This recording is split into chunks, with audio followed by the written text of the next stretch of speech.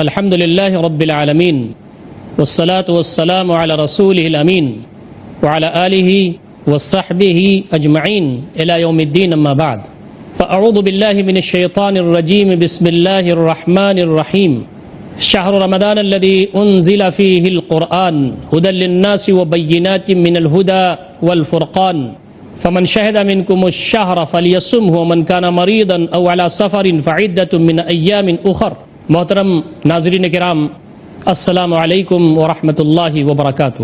مخصوص پروگرام رمضان اور قرآن میں آپ کا استقبال ہے۔ خوش قسمت ہیں وہ لوگ جو رمضان المبارک کے بابرکت مہینے کو پائیں اور جنت حاصل کر لیں۔ قابل رشک ہیں وہ لوگ جو قرآن مجید سے اپنے تعلق کو مضبوط سے مضبوط تر کریں اور اس کی شفاعت کے حقدار بن جائیں۔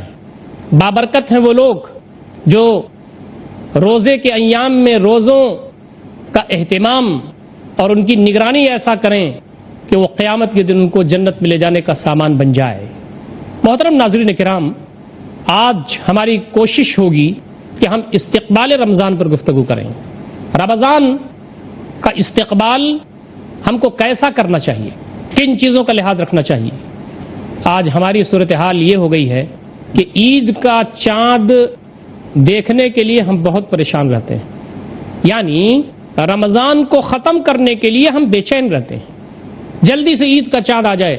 عید کی خوشی اپنی جگہ، رمضان کے جانے کا غم کچھ کم نہیں ہونا چاہیے، لیکن ہر خاص و عام اس کی بڑی فکر ہوتی ہے کہ آج چاند نکل جائے، آج چاند نکل جائے، آج چاند نکل جائے، 29 میں نکل جائے۔ عید کا چاند دیکھنے کے لیے بہت فکر مند، لیکن رمضان کا چاند دیکھنے کے لیے خال خال لوگوں کو فکر ہوتی ہے۔ رمضان شروع ہو جائے، رحمتوں اور برکتوں کا مہینہ، آج شام ہی چاند نظر آ جائے، اللہ رب العزت کی نیکیوں کا موسم بہار کا مہینہ شروع ہو جائے، اس کی تمنا بہت کم لوگوں کو ہوتی ہے۔ رمضان کا چاند دیکھنے والے بہت کم نظر آئیں گے آپ کو، عید کا چاند دیکھنے والا ہر شخص۔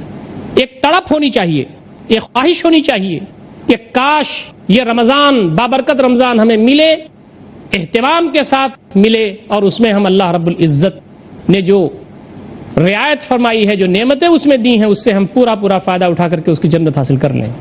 تو رمضان کے آنے کا استقبال ہمارے ہاں ہونا چاہیے۔ کیا ہم تیار ہیں اس کے استقبال کے لیے؟ کیا ہم تیار رہتے ہیں اس کے استقبال کے لیے؟ کیا ہمارے پاس پہلے سے چیزیں طے رہتی ہیں؟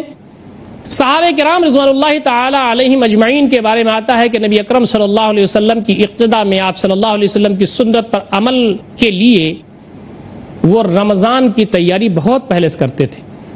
نبی مکرم صلی اللہ علیہ وسلم خود رجب ہی سے رمضان کی تیاری شروع فرما دیتے تھے۔ شعبان میں کثرت سے روزے رکھتے تھے۔ حضرت عائشہ رضی اللہ تعالی عنہ فرماتی ہیں کہ نبی اکرم صلی اللہ علیہ وسلم جتنا شعبان میں روزہ رکھتے تھے، رمضان کے علاوہ اور کسی مہینے میں اتنا روزہ نہیں رکھتے تھے۔ بعض روایتوں میں یہ ہے کہ پورا شعبان روزہ رکھتے تھے، بعض روایتوں میں یہ ہے کہ تھوڑا سا چھوڑ کر کے پورا شعبان روزہ رکھتے تھے۔ یہ رمضان کا استقبال تھا، استقبال رمضان۔ ایک روایت میں آتا ہے کہ نبی اکرم صلی اللہ علیہ وسلم رمضان کے آنے سے پہلے ہی رمضان کے اہتمام، اس کے استقبال میں شد میزر پڑھواتے تھے، یعنی کمر کس لیتے تھے۔ یہ کنایا ہے، الرٹ، صحابہ کرام الرٹ ہو جاتے تھے۔ ہم تمام رمضان کے آنے سے پہلے کیا استقبال کرتے ہیں؟ ہماری ماں اور بہنیں بھی اس پروگرام کو کروڑوں کی تعداد میں سنتی ہیں۔ اللہ کا فضل ہے کہ اب دینی پروگرام سننے کا رجحان بڑھ رہا ہے۔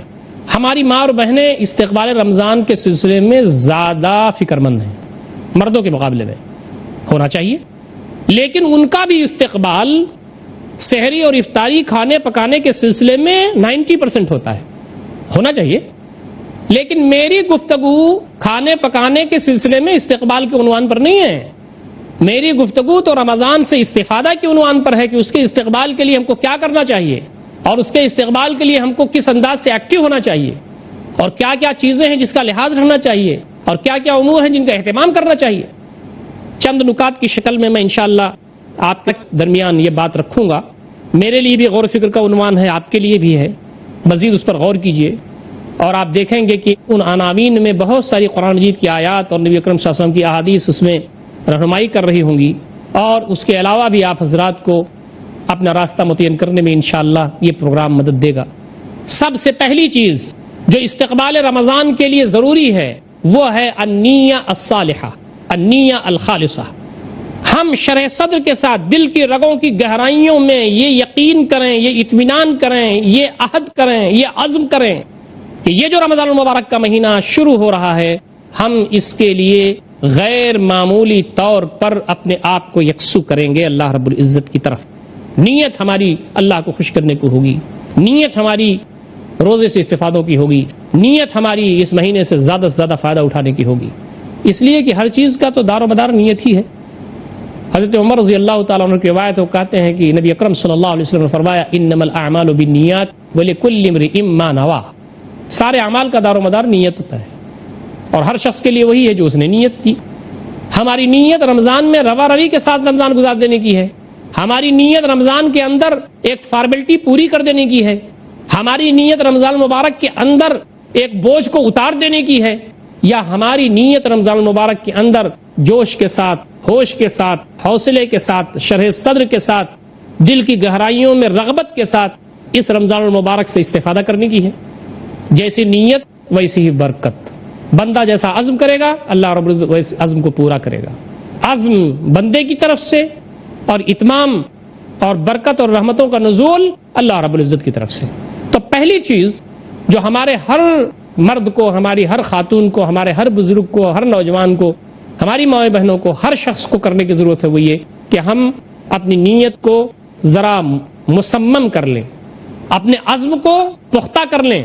رمضان آ رہا ہے، روزے آ رہے ہیں، کیسے ہم منظم کریں اپنے اوقات کو اور کس انداز سے زیادہ سے زیادہ اس مہینے سے استفادہ کرنے کی کوشش کریں۔ نمبر 2 الحمد والشکر، دوسری چیز ہے اللہ تعالیٰ کی حمد اور اس کا شکر۔ کتنے لوگ ایسے ہیں جو پچھلے رمضان میں ہمارے ساتھ تھے، اس رمضان میں ہمارے ساتھ نہیں ہیں، اللہ تعالیٰ نے ان کو توفیق نہیں بخشی، اللہ تعالیٰ نے زندگی وفا نہیں کی، فلاں صاحب نہیں ہمارے درمیان، فلاں صاحب ہمارے درمیان نہیں، فلاں صاحب ہمارے درمیان نہیں۔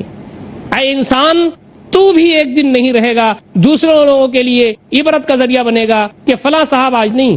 شکر کیجیے اللہ رب العزت کا، حمد بیان کے لیے اللہ رب العزت کی کہ اس نے زندہ رکھا ہے ہم کو، اس نے ہم کو یہ موقع دیا کہ ایک رمضان ہم اور دیکھیں۔ کتنے گناہ ہمارے ہیں، کتنی لغزشیں ہماری ہیں، کتنی کوتاہیاں ہماری ہیں، ہو سکتا ہے یہ جنت میں داخلے کا یہ رمضان ذریعہ بن جائے۔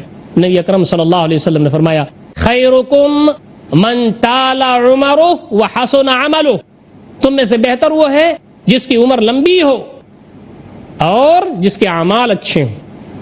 آدمی کی عمر جو ملتی ہے ایک ایک دن کر کے، لمحات اور گھنٹے اور دن اور ایام اور سال کر کے جو اس کو ملتے جاتے ہیں، اس میں اگر اس کے اعمال اچھے ہو رہے ہیں تو ذخیرہ اجر آخرت، اور اگر کہیں اعمال اچھے نہیں ہیں تو ابال، بوجھ، پریشانی اور سختی میں اضافہ۔ رمضان مبارک کے استقبال کے لیے دوسرا نقطہ سب سے اہم یہ ہے کہ حمد اللہ کی بیان کیجئے، اللہ کا شکر ادا کیجئے۔ اللہ کا شکر نعمتوں کو اور کھینچ کے لانے والی چیز۔ لئن شکرتم لازیدنکم ولئن کفرتم ان عذابی لشدید، اگر تم نے شکرانے کی روش اپنائی تم نے تو میں اور نوازوں گا، اللہ رب العزت فرماتا ہے۔ اللہ تعالیٰ کے پاس تو زمین و آسمان کے خزانے ہیں، شکر کیجئے۔ ایک رمضان اور مل رہا ہے، روزہ رکھنے کا ایک اور موقع ہاتھ آ رہا ہے، قرآن مجید پر غور فکر کرنے کا ایک اور سنہری موقع میسر ہو رہا ہے، تنبیہ اور یاد دہانی کا مہینہ آ رہا ہے۔ یہ شکر اور حمد کا جذبہ بندے مومن کو رمضان المبارک کے استقبال کے لیے تیار کرتا ہے۔ ہمت پیدا ہوتی ہے اس کے اندر، جرأت پیدا ہوتی ہے اس کے اندر، اہتمام کی صلاحیت اس کے اندر پیدا ہوتی ہے، کاموں کی معرفت اور جو رمضان اور روزے کی جو حکمت ہے، اس حکمت اور اس کے اندر جو اسرار ہیں وہاں تک رسائی اور وہاں تک غور فکر کا ملکہ پیدا ہوتا ہے۔ تو یہ دوسری چیز ہے اللہ تعالیٰ کی تعریف اور اللہ رب العزت کی بارگاہ میں شکر۔ تیسری چیز ہے چاند کے دیکھنے کا اہتمام، استقبال رؤیت ہلال، چاند دیکھنے کا اہتمام۔ چاند دیکھنے کا اہتمام، رمضان کے چاند دیکھنے کا اہتمام ہونا چاہیے، یہ استقبال رمضان کا حق ہے۔ خود چاند دیکھیے، اپنے بچوں کو چاند دیکھنے کی رغبت دلائیے، پاس پڑوس میں لوگوں کو رغبت دلائیے، لوگوں کو اس کی اہمیت بتائیے کہ چاند کی کیا اہمیت ہے اور چاند دیکھنا کیسا مسنون ہے۔ نبی اکرم صلی اللہ علیہ وسلم کی سنت ہے کہ چاند جب نظر آتا تھا تو آپ دعا پڑھتے تھے۔ نبی اکرم صلی اللہ علیہ وسلم کی دعا کون سی ہے؟ نبی اکرم صلی اللہ علیہ وسلم دعا پڑھتے تھے اللہم اہل علینا بالامن والایمان والسلامت والاسلام ربی وربک اللہ ہلال رشد و خیر. یہ جملے ہیں. اے بار الہ ہمارے اوپر چاند کا فیضان کر امن کے ساتھ ایمان کے ساتھ. یہ جو چاند جو طلوع ہو گیا ہے رمضان کا، اللہ رب العزت تو سراپا امن بنا اس چاند کو، اس مہینے کو، ہمارے ایمان میں اضافہ فرما. والسلامتی والاسلام، اور یہ چاند سراپا سلامتی ہمارے لیے ہو، یعنی پورا مہینہ سلامتی کا ہو. والاسلام، اور ہماری اطاعت و فرمانبرداری میں مزید اضافہ ہو. پھر چاند کی طرف اشارہ کر کے نبی اکرم صلی اللہ علیہ وسلم فرماتے تھے ربی و ربک اللہ، میرا رب اور تیرا رب اللہ. تجھ کو بھی اللہ تعالیٰ نے پیدا کیا، تو اس کے حکم سے نکلا، اور تیری جو ذمہ داری متعین ہے وہ تو کر رہا ہے. مجھے بھی اپنی ذمہ داری جو اللہ تعالیٰ نے دی ہے اسے کرنا چاہیے. سورج اللہ تعالیٰ کی عبادت میں لگا ہوا ہے، چاند اللہ تعالیٰ کی عبادت میں لگا ہوا ہے، گردش لیل و نہار اللہ رب العزت کی تسبیح و تحلیل اس کی عبادت میں لگے ہوئے. اس کے بعد یہ فرماتے کہ ہلال و رشد و خیر، ہدایت کا چاند، رشد کا چاند، خیر کا چاند ہے تو میرے مالک. تو کتنا عظیم ہے کہ تو نے یہ چاند ہمیں دیا ہے. یہ دعا نبی اکرم صلی اللہ علیہ وسلم چاند دیکھتے ہوئے پڑھتے تھے. تو استقبال رمضان کا تیسرا نقطہ یہ ہے کہ ہم کو چاند دیکھنے کے سلسلے میں محتاط ہونا چاہیے، چاند دیکھنے کے سلسلے میں متفکر ہونا چاہیے، چاند دیکھنے کے سلسلے میں اہتمام کا مظاہرہ کرنا چاہیے، چاند دیکھنے کے سلسلے میں رغبت اپنانا چاہیے، چاند دیکھنے کے سلسلے میں خود بھی اور بچوں کی تربیت کرنا چاہیے، اور چاند کی دعا بھی یاد کرنا چاہیے. اللہم اہلہ علینا بالامن والایمان والسلامت والاسلام ربی وربک اللہ ہلال رشد و خیر.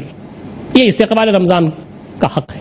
پہلے سے موڈ بنانا، پہلے سے ذہن سازی کرنا، پہلے سے اپنے آپ کو تیار کرنا. پہلے سے آدمی جب الرٹ ہوتا ہے تو نشانہ پر پورے کے پورے جا کر کے وہ پہنچتا ہے. رمضان کے سلسلے میں استقبال رمضان کے حوالے سے اگر ہم سنجیدہ ہوں گے، الرٹ ہوں گے، تو انشاءاللہ العزیز پوری جو رمضان کی رحمتیں ہیں، برکتیں ہیں، نوازشات ہیں، وہ انشاءاللہ ہم کو حاصل ہوں گی. محترم ناظرین، وقت ہو رہا ہے ایک چھوٹے سے وقفے کا. انشاءاللہ وقفے کے بعد پھر حاضر خدمت ہوں گے. آپ جائیے گا نہیں کہیں، سلسلہ کرام جاری رہے گا. والسلام علیکم ورحمۃ اللہ وبرکاتہ. بسم اللہ الرحمن الرحیم. محترم ناظرین کرام، وقفے کے بعد ہم پھر حاضر خدمت ہیں. استقبال رمضان کا چوتھا نقطہ ہے شعبان کا روزہ رکھنا. اہتمام ہے، تیاری ہے، استقبال ہے کہ شعبان میں ہم روزہ رکھیں. عن عائشہ رضی اللہ تعالی عنہا ان النبی صلی اللہ علیہ وسلم کان یصوم شعبان کلہ. ایک اور روایت آتی ہے کان یصوم شعبان الا قلیلا. نبی اکرم صلی اللہ علیہ وسلم کے بارے میں حضرت عائشہ رضی اللہ تعالی عنہا بیان کرتی ہیں کہ آپ صلی اللہ علیہ وسلم پورا شعبان روزہ رکھتے تھے رمضان کے استقبال میں. دوسری روایت یہ آتی ہے کانا یصوم شعبان الا قلیلا. نبی اکرم صلی اللہ علیہ وسلم شعبان کے مہینے میں روزہ رکھتے تھے مگر تھوڑا سا، یعنی پورے مہینے میں سے تھوڑا سا دن کم رکھتے تھے. ایک روایت ہے پورا مہینہ رکھتے تھے، ایک روایت ہے کہ تھوڑا کم. یہ نبی اکرم صلی اللہ علیہ وسلم کا استقبال رمضان کا اہتمام یہاں جھلکتا ہے. رمضان کی تیاری، رمضان کے ریہرسل، رمضان آنے سے پہلے رمضان کے لیے بھرپور اپنے آپ کو تیار کرنا. اسلاف کے سلسلے میں بھی کچھ باتیں آتی ہیں. نبی اکرم صلی اللہ علیہ وسلم کے کردار کو جنہوں نے اپنا کردار بنایا، نبی اکرم صلی اللہ علیہ وسلم کے اخلاق کو جنہوں نے اپنا اخلاق بنایا، نبی اکرم صلی اللہ علیہ وسلم کی باتوں کو جنہوں نے حفظ جاں بنایا، ان لوگوں کی باتیں بھی ہیں، ان کا تذکرہ بھی یہاں استقبال رمضان کی اس نقطے پر ضروری محسوس ہوتا ہے. السلف کانوا یدعون 6 اشہر ان یبلغہم رمضان یا ان یبلغہم رمضان. 6 مہینہ تک اسلاف یہ دعا کرتے تھے کہ اللہ تعالیٰ رمضان ان تک پہنچا دے، اللہ تعالیٰ رمضان ان تک پہنچا دے، اللہ تعالیٰ رمضان ان تک پہنچا دے. میں شعبان کی بات اور رجب کی بات کر رہا ہوں. سلف کے بارے میں آتا ہے کہ وہ 6 مہینہ پہلے سے کوشش میں رہتے تھے، دعائیں کرتے تھے اللہ تعالیٰ سے کہ بار الہ ہمیں رمضان دے دے، ہمیں رمضان دے دے، ہمیں رمضان دے دے، قیامت نہ آئے اس سے پہلے رمضان دے دے، اور ہماری عمر میں اضافہ فرما کہ ہم رمضان دیکھ لیں. پتہ نہیں کیا کچھ گناہ ہمارے ہیں جو ابھی نہیں صاف ہوئے ہیں، پتہ نہیں میری مغفرت ہوئی ہے کہ نہیں، جنت کے لائق ہوا کہ نہیں. میرے مالک رمضان عطا فرما دے، عطا فرما دے. 6 مہینہ تک دعا کرتے تھے. آگے یہ آتا ہے ثم يدعونه 6 اشہر حتی یتقبل منہم. پھر رمضان جب ختم ہو جاتا تھا تو 6 مہینے تک وہ اللہ تعالیٰ سے یہ دعا کرتے تھے کہ بار الہ یہ جو رمضان میں جو عبادتیں کی ہیں، جو ریاضتیں کی ہیں، جو رمضان میں ہم نے محنتیں کی ہیں، جو رمضان میں ہم نے تیرے احکام کو تسلیم کیا، اس پر عمل کیا، تیری منہیات سے ہم رکے ہیں، بار الہ ہماری عبادات کو، ہماری کوششوں کو قبول فرما. 6 مہینے تک یہ مستقل دعا. یہ ہمارے اسلاف کا عمل تھا کہ وہ دن بھر روزہ رکھتے تھے، روزہ بھی اتھینٹک قسم کا، روزہ بھی اخلاص کے ساتھ، روزہ بھی سارے شرائط و آداب کے ساتھ، اور اپنے روزے کی حفاظت فرماتے تھے ان چیزوں سے جس سے روزہ باطل ہو جاتا ہے یا جس سے روزہ کم ہو جاتا ہے. لغو بات نہیں کرتے تھے وہ پہلے سے الرٹ کہ ہمیں لغو فلاں ساری چیزوں سے. ویسے بھی مومن کا کردار یہ ہے کہ وہ لغو باتوں سے دور رہتا ہے، پرہیز کرتا ہے، لیکن ان کا عمل یہ تھا کہ وہ لغو باتوں سے بہت کنارہ کش رہتے تھے. واللہ جو چیزیں غافل کر دیتی ہیں بندے کو اللہ اس کے رسول سے، اس سے وہ دور رہتے تھے. واللعب کھیل کود کی چیزوں سے دور رہتے تھے. والغیبہ غیبت سے دور رہتے تھے. کسی شخص کی کمی ہے، آپ اس کے پیٹھ پیچھے بیان کر رہے ہیں غیبت کرنے سے اللہ رب العزت جو ہماری عبادات ہیں اس کو کوئی اہمیت نہیں دیتا اور ہمارے خلاف ایک وبال، ایک بوجھ لکھا جاتا ہے.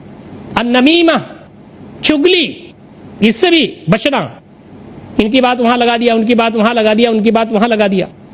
والکذب جھوٹ، ان ساری چیزوں سے اسلاف بڑی پابندی کرتے تھے اور اس چیز کے لیے پہلے سے وہ پیش بندی کیا کرتے تھے. روزے کی راتوں کو، رمضان کی راتوں کو مناتے تھے، احیا کرتے تھے، جاگتے تھے، اس میں زندگی لاتے تھے. کیسے؟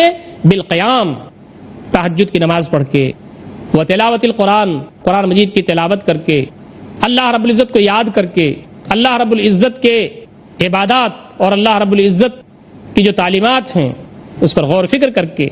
کانوا یتعاہدون فیہ الفقراء والمساکین بالصدقہ والاحسان، فقراء ہیں، مساکین ہیں، ان پر انفاق کر کے، ان پر احسان کر کے، ان کے کام آ کے، یہ سب چیزیں طے تھیں ان کی. پہلے سلسلے میں وہ تیار رہتے تھے کہ ہمیں رمضان کے اندر کھانا کھلانا ہے لوگ، ہمیں رمضان کے اندر روزے دار کو افطار کرانا ہے. وہ اطعام الطعام و تفطیر الصائم، جو روزے دار ہیں ان کو ہم روزہ کھلوانا ہے، ہم کو روزہ افطار کرانا ہے. یہ وہ ساری چیزیں ہیں جو استقبال رمضان سے متعلق ہیں. اسلاف اس کے سلسلے میں بہت ہی زیادہ فکر مند رہا کرتے تھے. ایک اور چیز جو ہمیں ملتی ہے وہ یہ، عام طور پر رمضان کو ہم نے سمجھا کہ سستی کا زمانہ ہے، رمضان سونے کا زمانہ، رمضان سحری کھا لیا تو اب دوپہر تک سوتے ہیں بہت سارے لوگ، اور ظہر کی نماز پڑھی تو پھر ادھر ادھر لڑکے اس کے بعد عصر سے بیٹھ گئے افطار کے لیے. ارے بھائی، کام کو، اپنے اوقات کو منظم کیجیے. یہ ملیں گے کیا؟ یہ شہر خمول نہیں ہے، یہ شہر نوم نہیں ہے، یہ شہر کسل نہیں ہے جیسا کہ بہت سارے لوگ گمان کرتے ہیں. یہ شہر جہاد ہے، محنت کرنے کا مہینہ ہے، کوشش کرنے کا مہینہ ہے، اللہ کے راستے میں جمنے کا مہینہ ہے. وہ شہر عبادہ، اللہ تعالیٰ کی بندگی کرنے کا مہینہ ہے، اللہ رب العزت کی فرما برداری کا مہینہ ہے.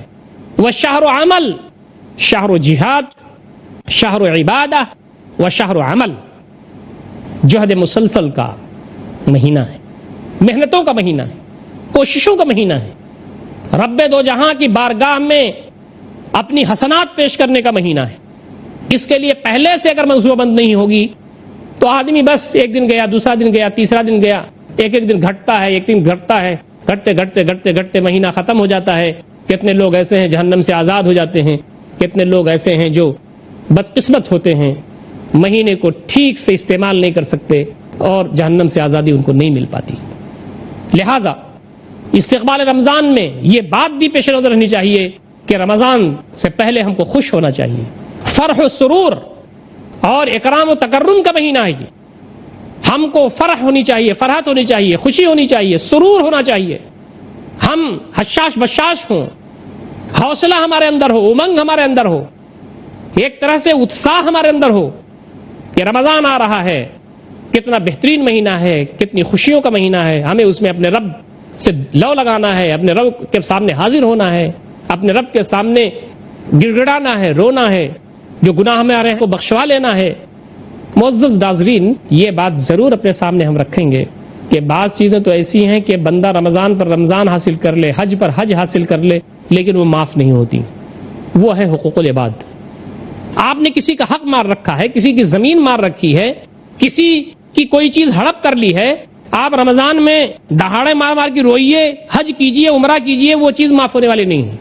معاف کرنے والا تو اللہ تعالیٰ، لیکن اس نے بتایا ہے حقوق اللہ جو ہمارے رب کا تعلق ہے وہ تو معاف ہو جاتا ہے، اللہ تعالیٰ معاف کر دے گا. لیکن اس نے سنت بنائی ہے، طریقہ یہ بنایا ہے کہ اگر بندے نے بردے کے ساتھ ظلم کیا ہے تو جب تک بندہ معاف نہیں کرتا وہ چیز معاف نہیں ہوتی. اللہ رب العزت نے یہ سنت عنایت فرمائی. اسی لیے وہ حدیث بار بار ہمارے سامنے آتی ہے کہ نبی اکرم صلی اللہ علیہ وسلم نے ایک مرتبہ صحابہ کرام سے کہا تھا کہ صحابہ میری امت کا مفلس کون ہے؟ صحابہ نے کہا من لا درہم لہ ولا متاع، جس کے پاس نہ روپیہ پیسہ ہو نہ دنیا کا متاع ہو. نبی صلی اللہ علیہ وسلم نے فرمایا کہ آپ غلط رخ پر سوچ گئے. میری امت کا مفلس وہ ہے جو قیامت کے دن آئے گا، بڑی نمازیں، بڑے روزے، بڑے حج، بڑی زکاتیں، ڈھیروں ساری عبادات پہاڑ کی شکل میں.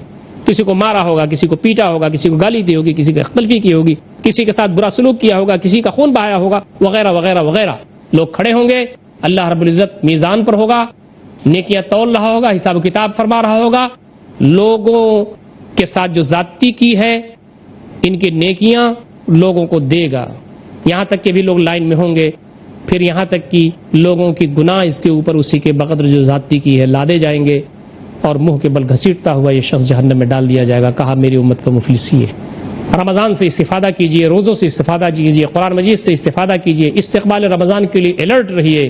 اللہ تعالی ہم تمام کو اس کی توفیق عنایت فرمائے. اقول قولی ھذا استغفر اللہ لی ولکم اجمعین واستغفروہ انہ الغفور الرحیم وآخر دعوانا الحمد للہ رب العالمین والسلام علیکم ورحمۃ اللہ وبرکاتہ.